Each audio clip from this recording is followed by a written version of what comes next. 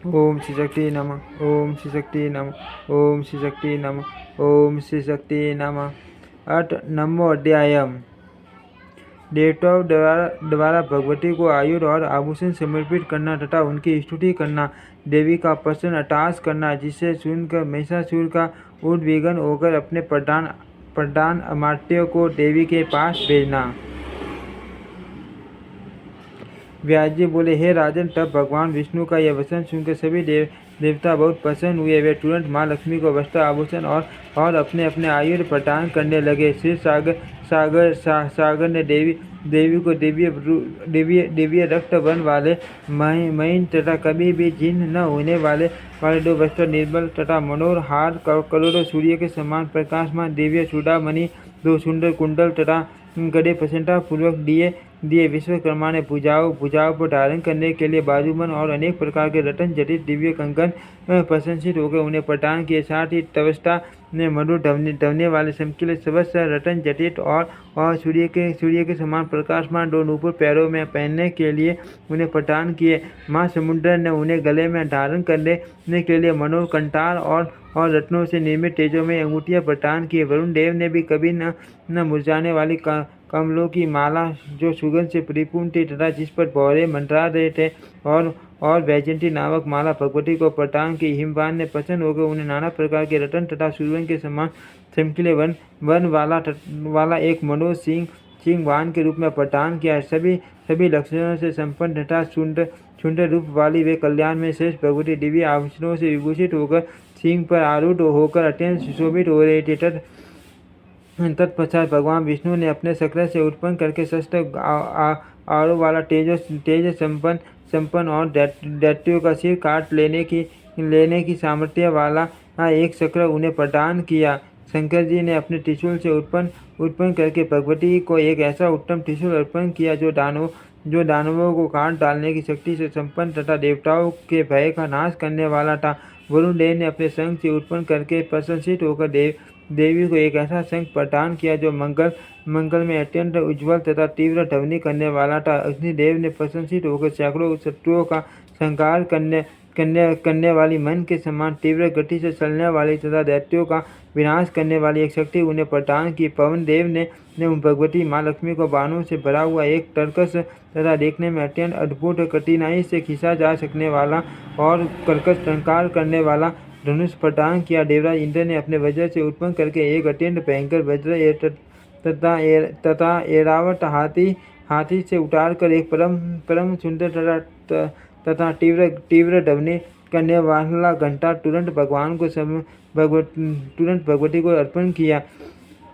यमराज ने अपने काल दंड से आविर्भूत एक ऐसा दंड भगवती को प्रदान किया जिससे वे समय आने पर सभी प्राणियों का अंत करते थे। ब्रह्मा जी ने गंगा जल से परिपूर्ण दिव्य कमंडलू और वरुण देव ने अपना पास उन्हें प्रसन्नतापूर्वक प्रदान किया। हे राजन, काल के माँ लक्ष्मी को खड्ग तथा ढाल दिए और विश्वकर्मा ने उन्हें तीक्ष्ण परशु अर्पण किया। कुबेर ने भगवती को एक सुरन में पान पात्र तथा वरुण ने उन्हें दिव्य तथा मनोहर कमल पुष्प प्रदान किया। प्रसन्न मन वाले तपस्या ने सैकड़ों घंटों के समान ध्वनि करने वाली और दानवों का विनाश कर डालने वाली कौमुदकी नामक गदा उन्हें प्रदान की। साथ ही उन तपस्या ने जगत जननी भगवती माँ लक्ष्मी को अनेक प्रकार के अस्त्र तथा वैद्य कवच प्रदान किए और सूर्य देव ने उन्हें अपनी किरणें प्रदान की। इस प्रकार सभी आयुधों तथा आभूषणों से युक्त उन भगवती को देखकर देवतागण अत्यंत विस्मित हुए और त्रैलोक के ये मोहिनी उन कल्याणकारिणी देवी की स्तुति करने लगे। देवता बोले, शिवा को नमस्कार है, कल्याणी शांति और पुष्टि देवी को बार बार नमस्कार है, भगवती को नमस्कार है, देवी रुद्राणी को निरंतर नमस्कार है, आप काल रात्रि अम्बा तथा इंद्राणी को बार बार नमस्कार है, आप सिद्धि बुद्धि वृद्धि तथा वैष्णवी को बार बार नमस्कार है। पृथ्वी के भीतर स्थित रहकर जो पृथ्वी को नियंत्रित करती है किंतु पृथ्वी जिन्हें नहीं जान पाती उन परा परमेश्वरी की मैं वंदना करता हूँ। जो माया के अंदर स्थित रहने पर भी माया के द्वारा नहीं जानी जा सकी तथा जो माया के अंदर विराजमान रहकर उसे प्रेरणा प्रदान करती है, उन जन्म रहित तथा प्रेरणा प्रदान करने वाली भगवती शिवा को हम नमस्कार करते हैं। हे माता, आप हमारा कल्याण करें और शत्रुओं से संतुष्ट हम देवताओं की रक्षा करें। आप अपने तेज से इस मोहग्रस्त पापी महिषासुर का वध कर डालें। यह महिषासुर दुष्ट घोर मायावी केवल स्त्री के द्वारा मारा जा सकने वाला वरदान प्राप्त करने से अभिमानी समस्त देवताओं को दुख देने वाला तथा अनेक रूप धारण करने वाला माँ दुष्ट है। हे भक्त वत्सले एक माता, आप ही सभी देवताओं की शरण है। दानव महिषासुर से पीड़ित हम देवताओं की आप रक्षा कीजिए। हे देवी, आपको नमस्कार है। व्यास जी बोले, इस प्रकार सब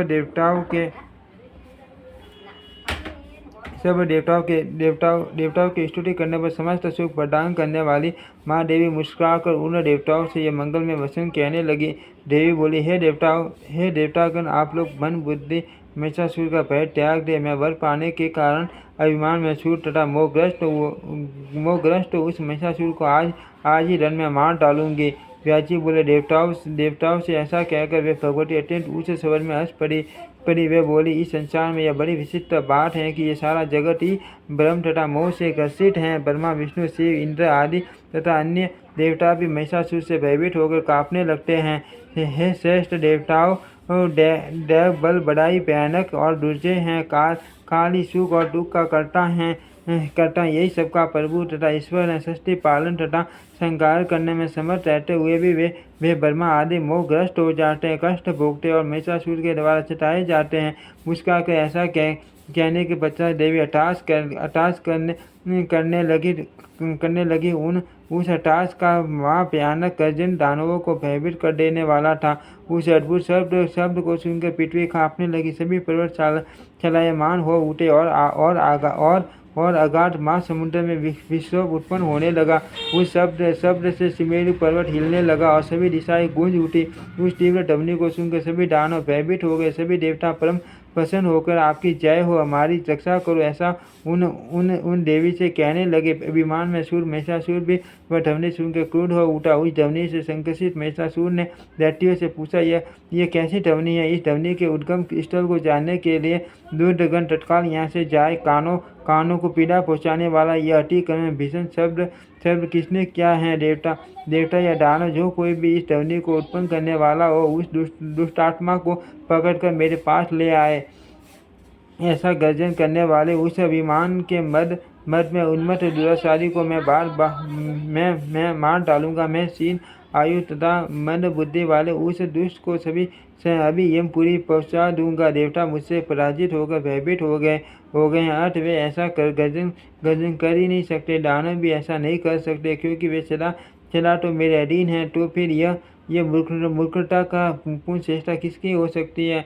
हब दूतगण इस सब के कारण का पता लगाकर मेरे पास शीघ्र आए। तत्पश्चात मैं स्वयं वहां जाकर ऐसा व्यर्थ कर्म करने वाले उस पापी का वध कर दूंगा। व्यास जी बोले, महिषासुर के ऐसा कहने पर वे दुष्ट सब के कारण पता लगाते समस्त सुंदर अंगों वाली 18 भुजाओं वाली दिव्य विग्रह में सभी प्रकार के आभूषणों से अलंकृत, संपूर्ण शुभ लक्षणों से संपन्न, उत्तम आयु धारण करने वाली और हाथों में मधु पात्र लेकर बार उसका पान करते हुए भगवान के पास पहुँच गए। उन्हें देखकर वे भयभीत हो गए और व्याकुल तथा संशयित होकर वहां से भाग चले। महिषासुर के पास आकर वे उसे ध्वनि का कारण बताने लगे। दूत बोले, हे दैत्येंद्र, वह कोई पौरा स्त्री और देवी की भांति दिखाई देती है। उस स्त्री के सभी अंगों में आभूषण विद्यमान है तथा वह सभी प्रकार के रत्नों से सुशोभित है। वह स्त्री न तो मानवी है और न तो आसुरी दिव्य विग्रह वाली वह स्त्री बड़ी मनोहर है। 18 भुजाओं वाली वह श्रेष्ठ नारी नाना वेदी आयु धारण करके सिंह पर विराजमान है। वही स्त्री गर्जन कर रही है। वह मंदोर मत दिखाई दे रही है। वह निरंतर मद्यपान कर रही है। हमें ऐसा जान पड़ता है कि वह अभी विवाहित नहीं है। देवतागण आकाश में स्थित होकर प्रसन्नतापूर्वक उसकी इस प्रकार स्तुति कर रहे हैं, आपकी जय हो, हमारी रक्षा करो और शत्रुओं का वध करो। हे प्रभु, मैं यह नहीं जानता कि वह सुंदरी कौन है, किसकी पत्नी है। वह सुंदरी यहाँ किस लिए आई हुई है और वह क्या करना चाहती है? उस स्त्री के तेज से सका शौक हम लोग उसे देखने में समर्थ नहीं हो सके। वह स्त्री श्रृंगार, वीर, हास्य, रौद्र और अद्भुत इन सभी रसों से परिपूर्ण थी। इस प्रकार की अद्भुत स्वरूप वाली नारी को देखकर हम लोग बिना कुछ कहे आपके आज्ञा अनुसार लौट आए। हे राजन, अब इसके बाद क्या करना है? महिषासुर बोले, हे वीर, हे मंत्री श्रेष्ठ, आप मेरे आदेश से सेना हाथ में लेकर जाओ और शाम आदि उपायों से उस सुंदर मुख वाली स्त्री को यहाँ ले आओ। यदि वह स्त्री साम, दान और भेद इन उपायों से भी यहाँ न आए तो उस सुंदरी को बिना मारे ही पकड़कर मेरे पास ले आओ। यदि वह मर्ग नहीं फिरती पूर्वक आएगी तो मैं हंस के समान भाव वाली उस स्त्री को प्रसन्नतापूर्वक अपनी पटरानी बनाऊंगा। मेरी इच्छा समझकर जिस प्रकार रस भंग न हो वैसा करना। मैं उसकी रूप राशि की बात सुनकर मोहित हो गया हो। व्यास जी बोले, हे व्यास जी बोले महिषासुर की यह कोमल वाणी सुनकर वह श्रेष्ठ मंत्री हाथी घोड़े और रथ साथ लेकर तुरंत चल पड़ा। वहां पहुंचकर कुछ दूर खड़े होकर वह शशि कोमल तथा मधुर वाणी में विनम्रता पूर्वक उस ढूंढ नीचे वाली नारी से कहने लगा। प्रधान बोला, हे मधुर भाषिनी, आप कौन हो और यहाँ क्यों आई हो? हे माँ भाग्य, मेरे मुख से ऐसा कहकर मेरे स्वामी ने आपसे यह बात पूछी है। उन्होंने समस्त देवताओं को जीत लिया है और वे मनुष्यों से अभद्र हैं। हे चारुलोचन, ब्रह्मा जी से वरदान पाने के कारण वे बहुत गर्वयुक्त रहते हैं।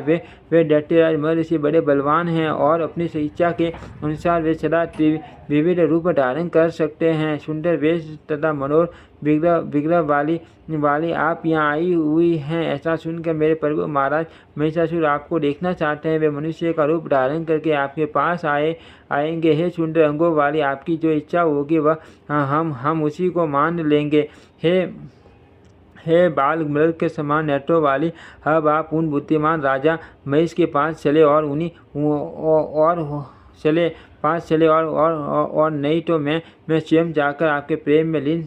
हे बला मृग के समान नेत्रों वाली, अब आप उन बुद्धिमान राजा महेश के पास चले और नहीं तो मैं स्वयं जाकर आपके प्रेम में लीन राजा महेश को यहाँ ले आऊँ।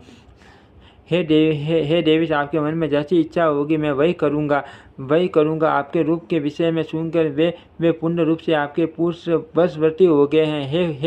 हे कर बोरू, आप शीघ्र बताए, मैं उसी के अनुसार कार्य करूँगा।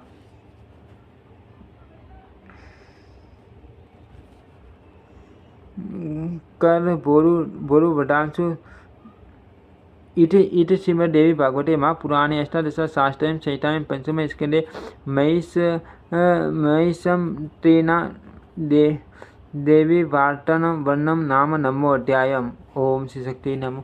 ओम श्री शक्ति नमः। ओम श्री शक्ति नमः। ओम श्री शक्ति